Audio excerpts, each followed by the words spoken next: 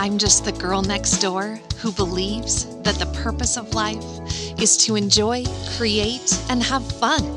I believe that as humans, we can have anything we want, and things are always working out for us.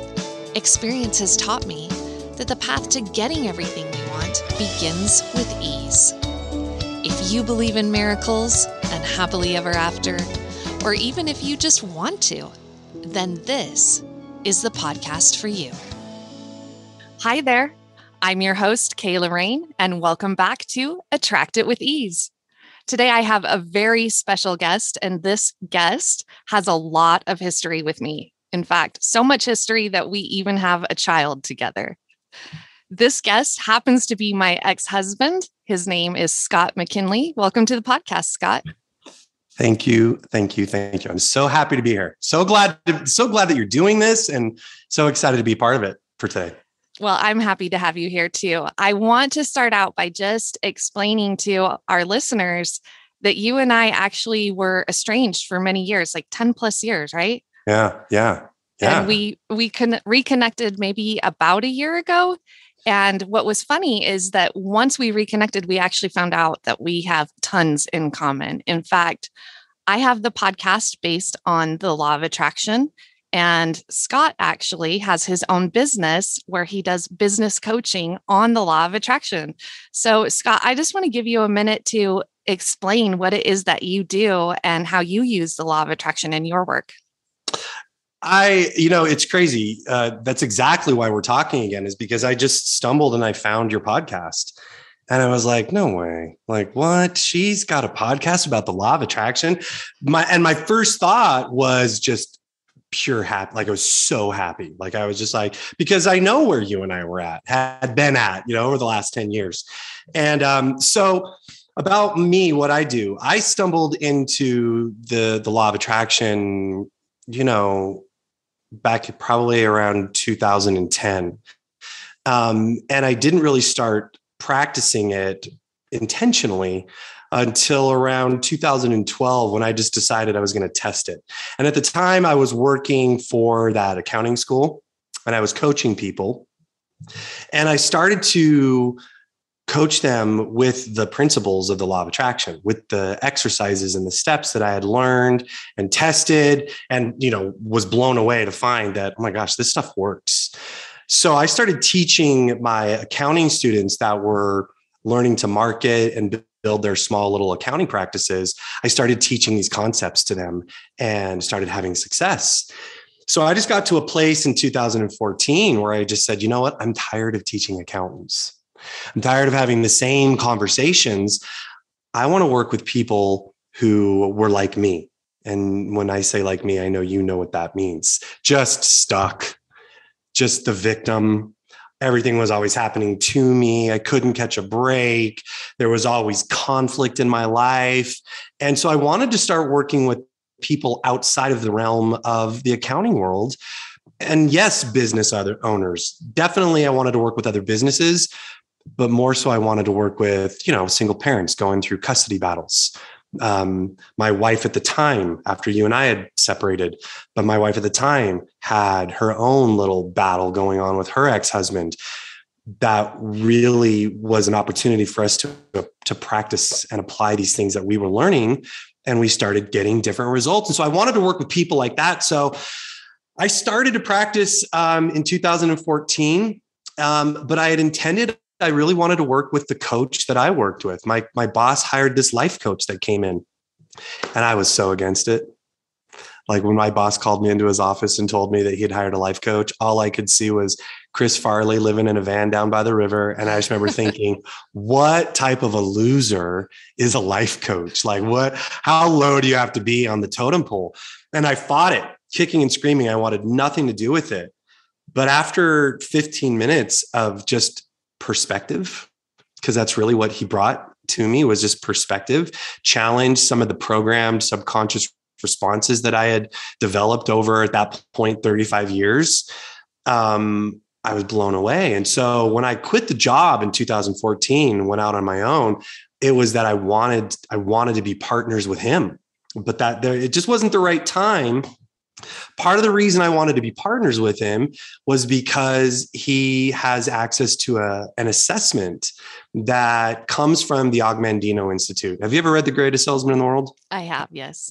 So you're familiar with the 10 scrolls. So this is the Augmandino Institute, and the greatest salesman in the world, it's just about habits. That's all it is. It's about learning to become aware of your habits and accepting that and then doing something about it. So I wanted this assessment because what it does, it's not a personality test. I mean, you've taken Myers-Briggs, you've taken the color code. I know you've taken all those personality tests. This is not a personality test because you can cheat personality tests. You totally can. Like you can go in and if you want, if we're taking the 5 love languages and I want my love language to be physical touch so I can get a piece from my spouse, I can go in and I can manipulate the answers. What would I rather have? A nice long hug or somebody to give me a compliment? You can cheat those. You can't cheat this assessment. And what it does is it exposes habits. The business that I built was based on the concepts that thoughts become things. Well, thoughts are the result of habits. And so if you want to change your thoughts, it really helps to be able to become aware of what those habits are that are driving your thoughts in the first place. We are living and we operate on a program. And I don't think many people are aware of how much of a program is running what we're doing. But we wake up every day and we let that program start controlling us and dictating our actions. 95% of what you do and think and feel by the time you're 35 years old is subconscious. And so what my business is about is helping people to bridge the gap. Like Carl Jung says, until you make the unconscious conscious, it will direct your life and you'll call it fate. So that's what I do as a coach is I help people become aware of those unconscious programs that are directing their life and give them the opportunity and the tools to really change them and to take control of the subconscious program is not supposed to be in control. We're supposed to be in control and it's supposed to work for us. So that's kind of what I do in a big nutshell, because I know that was a lot of time. So I apologize. It's perfect. Told you I'm a talker. I think it's awesome what you're doing. And I think at the end of the day, there's so much positivity just in trying to help people and trying to, improve people's lives. So yeah. I think it's great that we've reconnected. I'm so excited to be talking today. And with every episode, I love to start out with gratitude. So today, Scott, I'd love for you to share with us 3 things you're grateful for. And it's nice to talk about gratitude, but we really want to talk about why we're grateful for these things, because that's where the emotion and the juices get flowing, is when you really dig into why are you grateful for these things. So can you share with our listeners 3 things you're grateful for and why? I just went to my 23rd Pearl Jam show last week with my 2 youngest children. I have a 7-year-old daughter and an 11-year-old son. We were front row. My daughter got a tambourine from Eddie Vedder. Wow. And my son got his guitar pick. And that was just, I got to take Taylor to his first show back in 2013. He had a very similar experience. So just to be a father that has taken their kids and gave them that front row experience of Pearl Jam, that means a lot to me. So I'm super grateful for that. We are experiencing, it's snowing in Utah today. Crazy. And we're in May. And there are some people that are complaining about it, but man, we need the moisture so bad out here. So I can take some cloudiness, and I'm so grateful for the rain and the snow that we're getting. And man, I'm just seriously, I say this with all sincerity. I'm so thankful that you and I are talking. I'm just at that point in my life where I'm ready for love to be the dominating focus in my life. And it comes in all shapes and forms. And I love being able to, to look at you and go, okay, we made it. Yeah. We went through some struggles. We went through some struggles together. We went through some struggles separately, but I love what you do. I love listening to you talk about it. I know it was stuff that you were learning right along the same. We were just parallel learning. Yeah, crazy. And it's interesting, but I love being able to talk about this, here with you. I think it's just beautiful. Awesome. Thank you for sharing that. So I have three things that I'm grateful for that I want to share today. Number one is the sounds of nature. And that sounds kind of silly, but when I close at work, I'm a manager, so I often have to close and lock up multiple buildings. And so I walk outdoors from building to building to go lock up all of the doors. And I usually have all these thoughts running through my head, thinking about the day and so forth. And the other day, I had a salesperson pass me in the yard of work, and that person said, "Oh man, the crickets just sound amazing tonight, don't they?" And it was crazy to me because I hadn't even noticed. I was so caught up in my own thoughts and everything that I wasn't even thinking about how gorgeous the evening was. And I actually, when I started listening, I could hear frogs and I could hear crickets and the wind just softly blowing. And now I've tried to be more attentive to that and be so grateful for those moments and those experiences. And I've had a couple moments over the last week where I've had mornings to myself. My husband's been at work and I've had the morning to myself, and I can hear the birds chirping outside and it's just quiet. And I've really just focused on how awesome it is to have those sounds of nature around us. And I've kind of been oblivious to it for a little while. It's easy to do. I love that. Yeah. So the second one is, I am reading a book, and I'm going to talk about it a little bit on our podcast today, but it is called Think Like a Monk. And in this book, it talks about how difficult it is for most people to be alone with their thoughts. And that's something that I have really worked on for many years. When I'm alone in my car, I almost never turn on music. I occasionally will listen to a podcast, but for the most part, I just like silence. And when I'm home, I rarely turn on the television. If my husband's not home, I don't listen to music all that often unless I'm just kind of cleaning or in a mood for music. I love my alone time. And the reason for that is that's when I have time to think. And reading this book and realizing that most of the world tries to shut that out. Most of the world constantly needs background noise, constantly wants someone around, doesn't like their alone time. And I'm the opposite. That has caused me to realize that I'm not the norm. And that's something that I appreciate, that's not a difficulty for me. Wow. And then the third thing, yesterday was Mother's Day. And I realize, listeners, when this is released, it will not be Mother's Day, but it is, since we're recording, yesterday was Mother's Day. And I have a child that I've mentioned once or twice on episodes in season 1 that I have been estranged from. And I just want to publicly say that I am so grateful for my child. And this is a child that I share with Scott.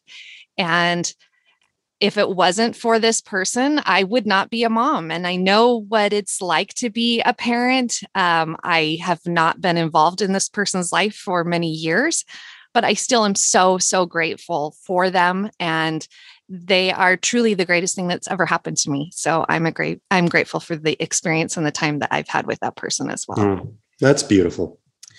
So today, Scott, I wanted to talk about the word ease.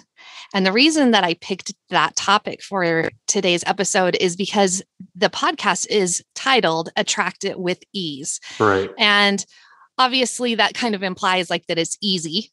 And in a sense, it is once you understand how it works, but it's also about the hardest thing you'll ever do because you have to constantly be working at it, right? Yeah. But I wanted to ask you, what does the word ease mean to you? I think it means a couple things. I really do. I think it means removing suffering. I think it means removing obstacles. I think of just seamless. I think of that feeling of when you're cutting gift wrap and the scissors catch and it glides. I think that's what heroin feels like. I don't know. I don't know either. But I would imagine just that gliding, that ease. It's just, there's no obstacle. It's just happening. I think that's what ease means. I love that. I think ease is not always easy to describe. So I think that was a great analogy. I think a lot of people kind of equate ease to peace. And I think they are similar. I think they have similar vibrations. And so I think when you're trying to understand what does ease mean, or what does ease even feel like? I think that's what it feels like. It feels peaceful. It feels non-stressful. It feels effortless. And so the reason that I titled the podcast Attract It with Ease is, to me, that is the absolute most key thing in manifesting, is learning to be easy about the things that we want. And it's, as a concept, quite simple to understand, but in application is not simple. It's challenging, because oftentimes when we really, really, really want something, we want to help it along. We want to try and people maybe won't like that I'm saying this, but manipulate circumstances. One example is, we have a car that we're have for sale right now. We're trying to sell it, my husband and I. And so when you have someone that expresses interest and then they kind of ghost you for a little bit, you kind of want to pursue it or drop the price and be like, hey, so are you still interested? Or where are you? Reach out to them and almost force the sale, help it along. But we found from our experience that doesn't help. Once the person's ghosted you, they've obviously lost interest. And so dropping the price or reaching out over and over again, or trying to use tactics to make it sound like, oh, I don't know if it'll last through the weekend, I can't hold it, kind of thing, that it doesn't help. It doesn't help. And the way to make things come about is to let go of the need to control everything. Right. So I want to talk to you about, I want you to, and I know I'm putting you on the spot because I didn't prepare you for this. Put me on the spot. I'm ready. Share with us one or two things that you have manifested for yourself. Just briefly say what it is, but then tell us how those things came about. And what I'm looking for is for you to tell us whether or not it was something that you created the outcome and it ultimately was your control, or if the outcome came about from ways that you never could have foreseen, almost like fell out of the sky into your lap, the way that those things came about. So can you think of one or two things you could share with us? Just one or two? Just one or two. Yes, I can definitely think of them. When I first tested the law of attraction back in 2012, you know me, I'm wearing a Pearl Jam sweater. My daughter's got the tambourine. That was one of the first things I put on my vision board. I wanted to be front row. I wanted to drink Eddie Vedder's wine. I wanted the set list and the guitar picks. And at that point, I'd seen him 7 times and I'd never seen him in the front row. I'd always been either on the sides or way back. And so I put that on my vision board. My number in the 10 club is way up there. And at the time, they distributed tickets based on seniority. But that's the cool thing about the law of attraction, is that it's not always your responsibility to make it happen.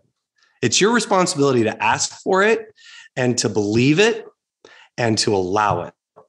And I think that word allowance goes along with ease.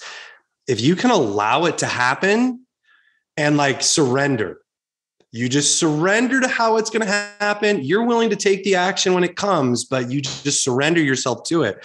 Well, so I put that on my vision board. I found a picture of a concert and I drew an arrow pointing right in front of Mike McCready's mic stand. That's where we wanted to be, right in front of Mike. And I wrote the words "you" on it. I put this on this vision board. And that was in like January of 2013. Well, in the springtime, Pearl Jam announces their fall tour and they say, we're changing it up. We're no longer going to be giving tickets based on seniority. In fact, we're going to have a special pit at the front of the stage. And as long as you've got a membership in the 10 Club, you could submit for a lottery to win tickets to be in the pit. And that year was my first time being on the rail with Rick. The next night, we were right in the front row. And when Eddie Vedder handed me the bottle of wine, and I took that sip of wine, like I remember, like that is a moment that time stopped. And I went, what have I discovered? Like, what have I found? Because Kayla, this was just a thought. It didn't happen as a result of me manipulating anything. It simply happened by a desire. That's the starting point of success. And I surrendered to it. I went, look, I want to be front row and I don't know how that's going to happen, but I want it to happen. I've seen them now more times front row than I had seen them prior to me deciding I wanted to be front row. Mike McCready recognizes me now. He's awesome. Pointed to me and waved to me in the crowd. And it's just a trip. So that's the first one. The second one is on that vision board, that same vision board. I wanted to go back to Australia. I had been in Australia in the early 90s and I hadn't been back since. And so I put it on there. Now, look, there's a lot of doubt. There is a lot of doubt that comes with expecting a trip to Australia to manifest. And I think this goes along with ease because it's removing the doubt. It's the absence of doubt that lets those things happen. You just have to just train yourself. When the thought comes, you let go of the thought. You don't give it momentum. And it came in the weirdest of ways. I worked for a company. I worked for an accounting company at the time where I traveled all over North America and I taught seminars every weekend. And I happened to be sitting up in Canada with the president of the company. And we were at a Canadian Bookkeepers Association seminar. And we were sitting out while everybody was in class. And he just leaned over and said, I want to just throw something out there and present it to you. He's like, just humor me. Okay. And I said, all right. And he said, we send you all over North America. Your best cities are in Canada. They're not even in America. Would you be open to going to Australia? We'd have to send you out for a couple of weeks. We'd start you in Brisbane, bring you down to Sydney, and then have you wrap up in Melbourne, which was actually where I wanted to be. And I was able to spend 2 weeks in Australia. Didn't cost me a penny. In fact, I made money while I was out there, all expenses paid, got to see the families, got to hang out with the chapels and see the families that I wanted to go back and visit. So 2 things that, I put it on my vision board. I know I was probably manipulating Australia a little bit because I probably dropped it a couple of times saying to the president of the company, we should go to Australia or England. Why aren't we going outside of the country? We do so well in Canada. And so I think there might've been a little bit of manipulation there, but it happened. And when I made the request to the universe, when I put that on the vision board, I didn't have any expectation of how it was going to happen. But when the time came, I did the work. When the time to go to the Pearl Jam show came, I got up at 6 o'clock in the morning after a night of drinking absinthe with friends and drinking beers. Rick and I got up at the crack of dawn and got out there and got in line and got the spots in the GA line to be able to be front row. So we did the work, but it started with that desire. I love that. I didn't know really either of those. So I love hearing that in your experiences. And I've said this over and over again in season 1, but I have learned from my personal experience that every single time the universe has brought me something that I have asked for, it had always come in a way that I could not have foreseen or manipulated. Yeah. And what I mean by that is so many times the way things come about is through a person I've never even met when I made the request, or through a resource I'd never even heard of. And so if I had tried to control how something came about, right. It never would have been as good, first of all, because I don't foresee all of the resources the universe has at its disposal. I can only see what's like in my, peripheral vision. I can only see so many options and so many ways to make it happen. And because of that, we feel like, as humans, we need to try and force it and help it because we don't know how else it could happen. Right. But the word ease is really about letting go of how, letting go of the details, not trying to figure it out, letting go of the timeline. That's another thing, is the universe isn't on your timeline. And when they're going to put things together, it's going to take some time. So that doesn't mean you can't have instant manifestations. Like I've manifested a parking spot many times, that's instantly me. There it is. But that's I only simple. park up front. Only park up front and it's there every time. And I go, thanks. I knew it. It's an easy one. But when we're asking for big things, it takes pieces to be orchestrated and it takes the universe time. And so part of the ease is learning to let go of that timeline as well as the how, and trusting the process and trusting the universe. There is an Esther Hicks meditation, and I'm just a huge Esther Hicks fan. But in this meditation, she talks about how letting go of the how and just really being easy about it shows confidence. That it's the people who are trying to manipulate it and trying to make it happen, trying to force it to happen, trying to have conversations and get people to help them along, are showing their lack of confidence, both in themselves and in the universe. Go ahead. I think it's not just a lack of confidence, but they're focused on the absence. Yes.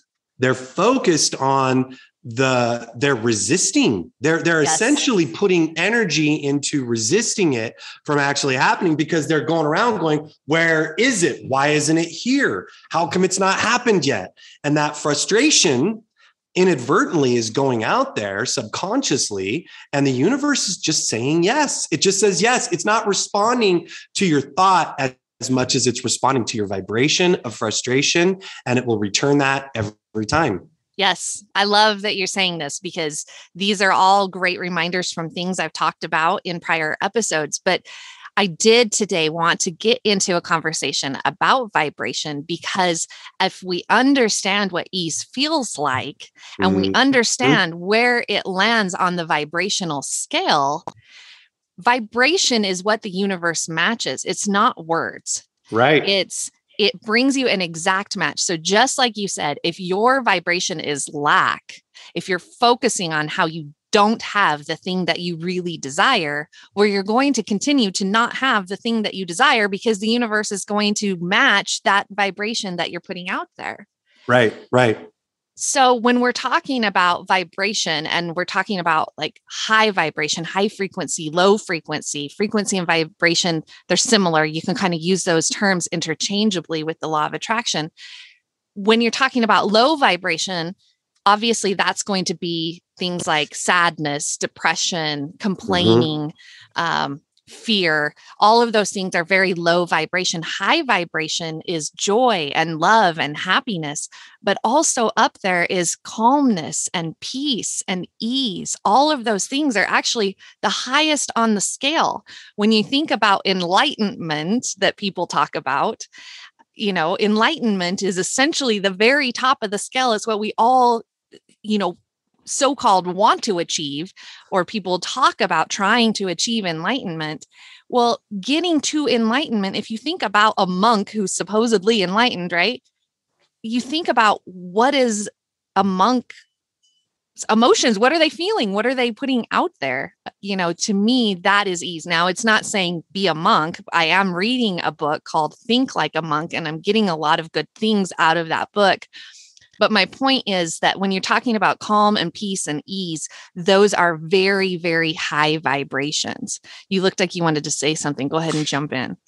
Do your listeners understand when you talk about vibration, why and how the vibration happens? Do they understand it? I don't know that they do. So feel free to share. I think that can be a real challenge for people, because they hear you go, okay, make sure your vibe is good vibes only, and I think that they don't understand it. But Michael Beckwith, who's one of my favorite speakers, he says, when you understand why something works, it works better. So without derailing the conversation, this is from a book that I would recommend. I got it out here. It's called The Law of Attraction Formula. The author's name is Christiane Turner, but she goes into the quantum level. I mean, Kayla, if you'd have told me 20 years ago that I'd be sitting here doing a podcast with you talking about quantum physics, and I would have spit my beer in your face. Here's what she says. We're made up of matter, right? Our bodies, our bones, right? But matter as we know it, from apples to plants to rocks and even humans, consists of cells, which are made of molecules consisting of atoms, which are made of protons, electrons, and neutrons, which are made of particles, and ultimately pure energy. Ooh. We're energy. Yes, all matter is energy, including us. Our cells vibrate. If you look at molecules, you notice that they're all vibrating at a different frequency. Our cells vibrate based on the thoughts and emotions that we're having. So what Kayla is teaching you right now about ease and what monks are feeling, those high vibrations of love and joy and clarity and appreciation, That's what causes those cells to vibrate. And that's why your job is to be the guardian of your thoughts and emotions, to learn, as Og Mandino says in Scroll 6, I will master my emotions. Why? Because they vibrate those damn cells, which attract whatever it is that we're focusing on. Absolutely. Thank you for sharing that. I 100% agree with all of that. So going back to the conversation about how naturally when we want something, we have a tendency to try and help it happen, try and force or manipulate a situation. A lot of times people's response to me saying, well, just be easy about it, let it go, just leave it up to the universe. People want to say, well, that's like saying, oh, I want a new job, and then sitting around and not doing anything, just like, you have to go apply, you have to do things. And yes, you do need to take inspired action. And I've talked about that on prior episodes in season 1.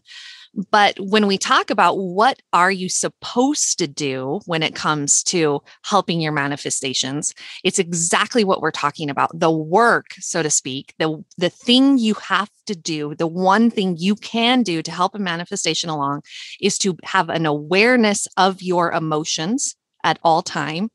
Yep. Because your emotions are basically telling you how you're vibrating. It tells you what frequency you're putting out.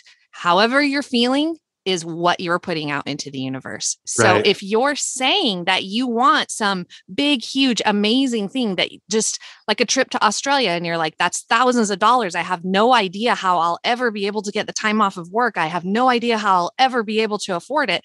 And you're thinking, this is this huge request. How can this come about? Your vibration has to match that. And if you're sitting around depressed and sad and angry or complaining, blocking it. Yes, you're it's blocking never it. going to happen. You're Exactly. already blocked. If you're trying to figure out with fear, which is one of the lowest vibrations, you are blocking it, my friend. Absolutely. And one thing that I don't know that people really recognize when they're thinking about the law of attraction is, I'm not just talking about your vibration or your thoughts about that manifestation. I'm talking about your emotions about life in general. When you go about your day, are you a complainer?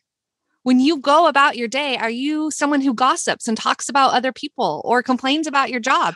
What is your emotion about the day? Not about the house that you're trying to manifest, or the new job, or the relationship, or the weight loss, or whatever it is that you're working on. I'm not necessarily talking about your thoughts about that thing. I'm talking about your thoughts about everything. Yeah. George Harrison wrote a song based on a book by Ram Dass called Be Here Now. And I think that's it. It's your ability in the moment. You hear people talk about presence. What does it mean to be present? It's your ability in the moment to be the guardian of what vibration and what your intention is, because that's what it is. Your vibration ultimately becomes what your intention is. And boy, that's a big job, to always be guarding and protecting your intention. So do what you can to anchor yourself. This is something I teach my clients. Is it okay if I share it? Yes. And I got it from the same book by Christiane Thompson or Turner. She teaches just a really simple thing, is just get something in your house. Get something in your house that's new. It's different, whether it's a plant. I've got a salt rock lamp over here on my bookshelf. It's always on. That's my anchor. That is the message to go, stop. How are you right now? What are you thinking right now? Mel Robbins teaches waking up in the morning and just feeling, just paying attention to how you feel. And, she says she wakes up and she always feels like she's in trouble. She feels like she's disappointed somebody, or she's done something wrong. And that's the intention that she's starting her day with. And so now her cells are vibrating at that low frequency. And so what she teaches is to just interrupt it. You have to realize, from a neurological stance, it's your amygdala is what's doing you in. It's constantly scanning your area, looking for those three things: something you fear, something you hate, or something that might hurt you. That's what we needed as species to survive. Our ancestors needed that to be able to have dinner or not become dinner. But we don't have that anymore. And so that amygdala still works, and we have to learn to hijack the hijack. That will teach you how to just pay attention to what you're feeling in the moment. Like, how am I? I'm feeling anxiety. Okay, ask yourself, am I willing to attract what this feeling is going to bring? No, it's not. So we replace it. You got to get to a place where you're aware, you accept it, you interrupt it, and you replace it. So if you need something like an anchor, get something for your house. I mean, I wear these beaded bracelets, and it's not just to look woke. It's not just to go around looking like I'm just some hippy dippy guy. They all have a purpose. There's a reason that I wear them, to protect me from energy, to remind me to be able to communicate better. And so I think you can do something as simple as that. You can get a rock, you can keep it in your pocket so you feel it and go, oh, that's my signal to just check myself before I wreck myself. How am I doing? And it gets easier. The more you do it, it just gets easier. I love that. I really appreciate you sharing that. At the end of every episode, I share an action item with our listeners, something that they can do, that they can apply today to help them with the concepts that we talk about in each episode. I do have something to share today at the end, but I love just that simple little thing. I too wear bracelets and crystals. My house is full of crystals that bring various energies into my space. It's very intentional. But whether or not you believe in crystals, whether or not you believe in any of that, what you said about finding something or owning something that brings your awareness constantly to how you're feeling. And going back to what you had said earlier, when you were talking about what is our responsibility in manifesting, you were kind of explaining it's first to request, right? Ask. And then, so ask. So go ahead, back through those 3 steps. How do you kind of bring something about? Actually 4. It's actually 4. Okay. So I didn't give you the 4th one. It's ask first, then you believe. You just believe, you have faith. That is such a huge component to the law of attraction, because if you don't have faith, you have doubt, and the universe just says yes. So it's ask, believe, allow, surrender, go with it. Don't fight it. Opportunity comes sometimes disguised as temporary defeat or misfortune. And that's why people miss it. But if you can just learn to allow, and maybe the way that relationship was going to manifest was by this one ending, and the relationship that you truly want, you have to just go with it and then receive. So it's ask, believe, allow, receive. When it happens, don't go, oh, that can't be it. That's not it. I know. I didn't think I was going to go to Australia by having to go work for 2 weeks. That's not the trip that I wanted. That's the blocking. So ask, believe, allow, receive. It's so simple, but yet so difficult. Yep. Well, I wanted to go back to that because you said it so quickly in passing, and that is the key. But along with that, I wanted to tie that into what we're talking about in vibration, because that allowing and the ability to receive is completely attached to us allowing ourselves to have the emotion and the vibration and the frequency that matches the thing that we're asking for. Right. Because again, if we're asking for something that seems just like way out there, this huge thing, and maybe it's not huge, maybe it's little, maybe it's just you need $100 to pay a bill or something, whatever it is, if your frequency, if your vibration, if your emotions are not on the level of what you're asking for, it's never going to come to you. And so that is part of the allowing process. So do you have anything else you'd like to add on the topic today? Really quickly, a client, there's a cool thing that I teach my clients to do when I first, like basic entry level law of attraction. I call it the red bird. And I just say, I want you to make something manifest. Just think of something. Think of a simple thing. Think of a Rubik's Cube. Think of a $2 bill. I did it with the red bird. Think of a red bird and allow it. When it comes and you see it on a billboard for a adult diaper advertisement, don't doubt it. Accept it. There's my red bird. It just showed up. It came in a form that I didn't expect, but it came. So I had this client and he was doing the red bird assignment and he decided he wanted to see a red fox. So we were actually staying up at Wolf Mountain up in Ogden Canyon, and we had gotten a timeshare with Sean and Melanie. And the client that I worked with at the time was going to come up and meet us and do a coaching session there. Well, we just get to the timeshare. We drop our bags off. We barely just said, you take that room, and there's knock at the door. There's the client. He comes in. We just go right out to the balcony. So we're sitting on the balcony and we're talking, and I look at my notes and I go, okay, your Redbird assignment. How are you doing with that? He said, Scott, I don't get it.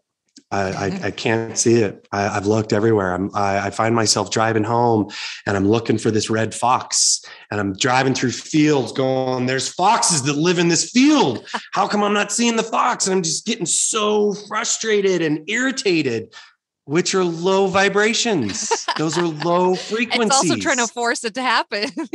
Absolutely. And I said, James, let it go, man. Let it go. Allow it to come. It'll come.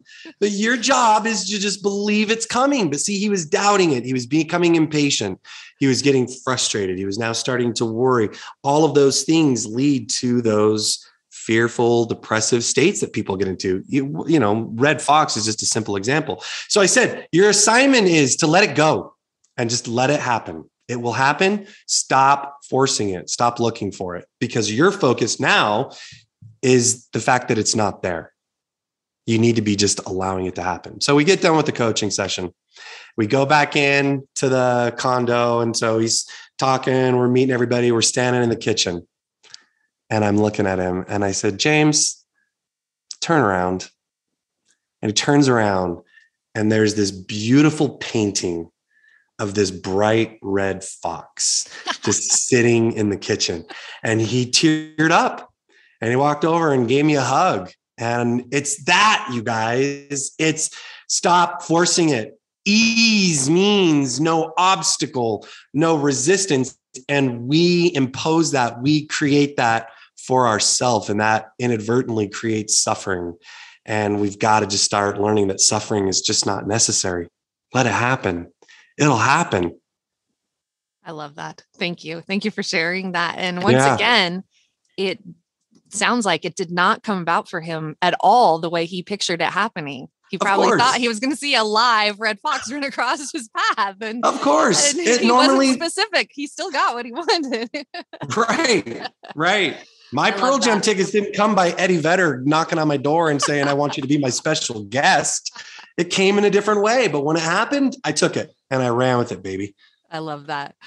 Okay. So I want to wrap up today's conversation with my action item for our listeners. And I think it's really important that when we talk about concepts of the law of attraction, that we don't just talk about them, but we help people understand, okay, I get what I'm supposed to do, but how do I do it? That's to me, the importance of the action item is where's the how in controlling your emotions and having an awareness of your vibration and so forth. So I said I was going to talk a little bit more about the book that I'm reading, Think Like a Monk. The author is Jay Shetty. I hope I'm saying that correctly. Yeah, you are. So in this book, he actually talks about his experience as a monk. He was a monk for, I think, about 10 years and then left because one of his, mentors, I guess, told him he would have more value to the world by sharing his experience than actually being a monk. And so he made that decision. So this book is really interesting. I recommend it to anyone that's interested. But he has action items in the book, and he talks about how his very first day of learning to become a monk, he walked by a kind of a classroom of children learning to become monks. And what they were working on was breath work. And he said that that is the very first thing that they teach children is to control your breath, because your breath changes based on your emotions. When you're having a panic attack, for example, your heart starts beating, you start like panicking, they tell you to breathe into a paper bag because it helps calm you down. So breath work is one of the very first concepts that's taught in becoming a monk. But later in the book, he talks about breath work and he gives some actual exercises as to how to control your breath, because your breath controls your emotions. essentially, if you can control your breath, you can change your emotion. When you change your emotion, you're changing your vibration or your frequency. So Bingo. today's action item, I'm going to explain one of the breathwork exercises. It's super easy, but the goal is to use this exercise whenever you recognize that you're not feeling at ease. So if you notice when you maybe look at your salt lamp or notice the rock in your pocket or whatever you decide to have be your daily reminder, like Scott suggested, when you notice that your emotion is not what you want it to be or isn't matching the requests that you've made to the universe and you want to be more easy, when you want to let it go, that's when you'll use this breath work. And you can do it anytime, anywhere, simply. It doesn't matter if people are looking at you.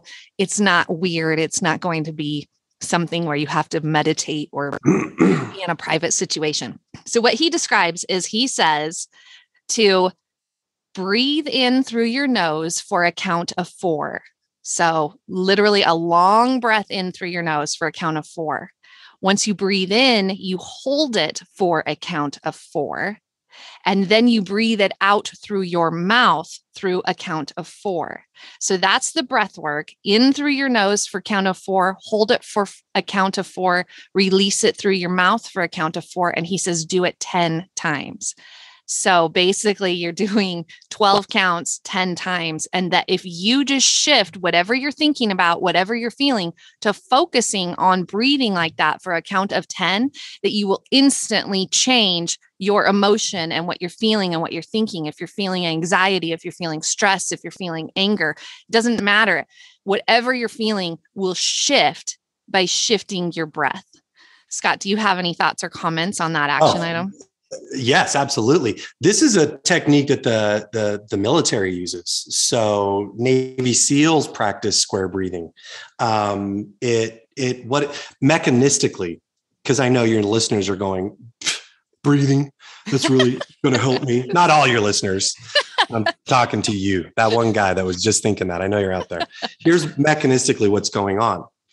When you're panicking, when you're feeling fear, when you're noticing the need to do this type of breathing, it's because your amygdala is the almond-sized part of your brain located at the rear of your brain is robbing the blood and oxygen from your frontal cortex, which is where logic and reason get their strength.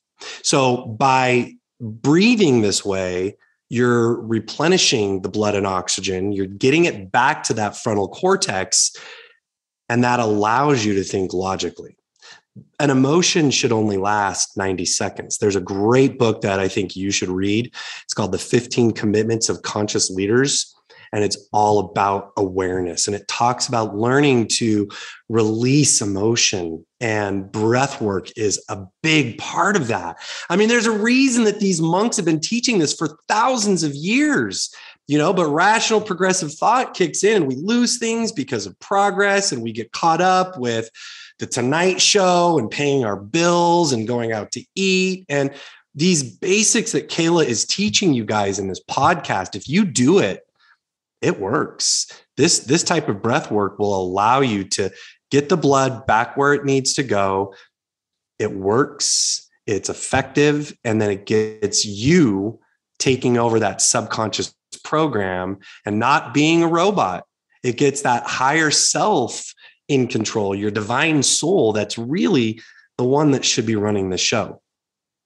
Thank you. I appreciate that. In fact, I just appreciate everything you've shared today. It's been a pleasure having you on the podcast. One final thing I want to wrap up with is that in season 1, I did a giveaway for my listeners where if they left a review, any review on any platform, you can leave a review on Podchaser, you can leave a review on Apple Podcasts, you can leave a review on I think Audible, Amazon Music, any review on any platform, you will be entered into a weekly drawing. And in season 1, that weekly drawing was for a bracelet with your word of the year, basically your intention for the year. For season 2, I actually have created a limited edition personally designed manifestation journal. And I'll tell you what's different about my journal from any other journal I've seen for manifesting. I'm going to show it to you, Scott. Oh, okay. Oh, I love it. But it's made out of wood. It's from Woodchuck, which is one of my favorite companies. They make wood products, but for every product you buy, they plant a tree. So they're giving back to the world. But what really makes this journal different than others that I've seen is the pages inside. You write down what you want. You write a few things that you could do to take inspired action or to put yourself in that receiving mode. But then it also is like a scrapbook where once you achieve that manifestation, you write down the date, you write how it came about, your thoughts about it, and it has a spot for you to, yes, it has a spot for you to post a picture. So it has a spot for 50 different manifestations, but they can be big or little, but as you guys, you want that. You want that. I'm telling you, being a coach that teaches people this stuff, you want something like that because that will help you get into that pattern of recognizing the abundance and the stuff that's flowing into you. Well, it's funny how we manifest little things all the time, manifest parking spots, manifest a check in the mail, manifest a sign that things are on track or whatever it is that we ask about. We do little things all the time. It's the big crazy stuff that when they happen, sometimes we just chalk it up to coincidence. Like, oh, wow, that really did happen. And we don't give it the recognition that it deserves, but also being able to look back and recall and remember things you actually asked for that did come about for you helps in your belief in being able to continue to manifest and manifest bigger things. So I'm really excited about this. I have not done anything with these other than I gave one to our child and I gave one to a sibling. But aside from that, it's a very limited edition because they cost me a lot to make. But if you leave a review on the podcast, you'll be entered into a weekly drawing. I will ship it to you in the US or Canada. The shipping will be free. If you are listening from another country and you're interested, feel free to leave a review and we'll work out the shipping between the two of us. But yeah, I encourage you, if you're enjoying it, subscribe, listen, leave a review. And Scott, I just so appreciate you being my guest today. Thank you so much. I hope to have you on again. I'm so proud of you. And I don't mean to sound condescending in any way, but just, I love that you're doing this because I know that there are people out there that need it. I mean, the world is waking up. There has definitely been a shift in consciousness and people are looking, and there's so many books that are out there. There's so many podcasts that are out there. But I know that you will connect with those people that are meant to connect with you, and you will be that catalyst. Just like Joe was that catalyst for me, and Think and Grow Rich was a catalyst for me. This will come, and the ripple effect that goes out from what you're doing is just beautiful. And I'm so grateful to not only just be talking with you, but to be able to come on. And I love talking about this stuff. I'm a coach because I need to know this. And so every conversation I have with somebody gives me that opportunity to go, oh yeah, we should do that too. That's a good reminder. I need to remember that. So just the opportunity to come on here and just get those reminders has been wonderful. Thank you. I really appreciate that. I appreciate you being a guest, and I'd love to have you again. I'd love to have a great day. Yeah. Well, we'll talk with you soon. Thank you so much. Bye, everybody.